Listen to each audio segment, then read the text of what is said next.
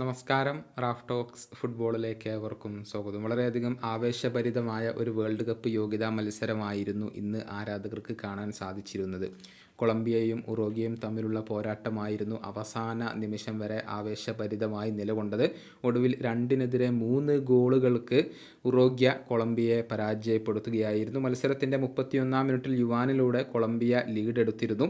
പക്ഷേ 57-ാം മിനിറ്റിൽ ഡേവിൻസൺ Sanchez self goal വഴങ്ങി. അങ്ങനെ മത്സരം സമനിലയിലായി.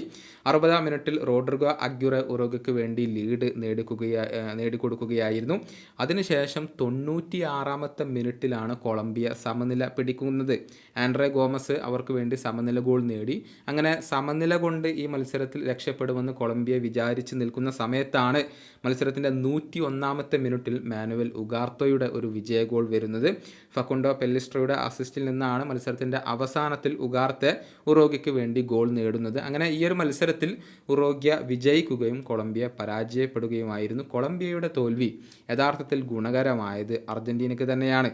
ഈ മത്സരത്തിൽ വിജയിച്ചിരുന്നുവെങ്കിൽ കൊളംബിയയ്ക്ക് പോയിന്റ് പട്ടികയിൽ അർജന്റീനക്കൊപ്പം എത്താൻ സാധിക്കുമായിരുന്നു. പക്ഷേ അതിനുള്ള അവസരം അവർ കളഞ്ഞു കുളിച്ചു. നിലവിൽ പോയിന്റ് പട്ടികയിൽ അർജന്റീന തന്നെയാണ് ഒന്നാം സ്ഥാനത്ത്. 11 മത്സരങ്ങളിൽ നിന്ന് 7 വിജയങ്ങൾ, 1 സമനില, 3 തോൽവി എന്നിങ്ങനെ 22 പോയിന്റാണ് അർജന്റീനക്കുള്ളത്. നിലവിൽ രണ്ടാം സ്ഥാനത്ത് ഉറുഗ്വയാണുള്ളത്. 11 മത്സരങ്ങളിൽ നിന്ന് 5 വിജയം, അതുപോലെ തന്നെ 4 സമനില, 2 തോൽവി എന്നിങ്ങനെ 19 പോയിന്റ് നേടാൻ അവർക്ക് കഴിഞ്ഞിട്ടുണ്ട്. 11 മത്സരങ്ങളിൽ നിന്ന് 19 പോയിന്റുള്ള കൊളംബിയ 3-ാം സ്ഥാനത്താണ് വരുന്നത്. അതേസമയം ബ്രസീൽ 4-ാം സ്ഥാനത്തുണ്ട്. 11 മത്സരങ്ങളിൽ നിന്ന് 17 പോയിന്റാണ് അവരുടെ സമ്പാദ്യം. നിലവിൽ അർജന്റീന തന്നെയാണ് 1-ാം സ്ഥാനത്ത് തുടരുന്നത്. ഏതായാലും ഉറുഗ്വയെ സംബന്ധിച്ചിടത്തോളം ഇനി അടുത്ത മത്സരം കടുപ്പമേറിയതാണ്. ബ്രസീലാണ് ഉറുഗ്വയുടെ എതിരാളികൾ. നവംബർ 20-ാം തീയതിയാണ് ഈ ഒരു മത്സരം നടക്കുക.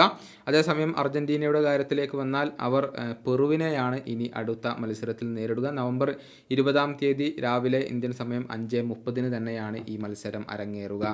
ഈ വീഡിയോയുടെ അവസാനിപ്പിക്കുന്നു. ഫുട്ബോൾ ലോകത്തെ കൂടുതൽ വിശേഷങ്ങളുമായി റാഫ് ടോക്സ് കൊണ്ടുവെത്താം.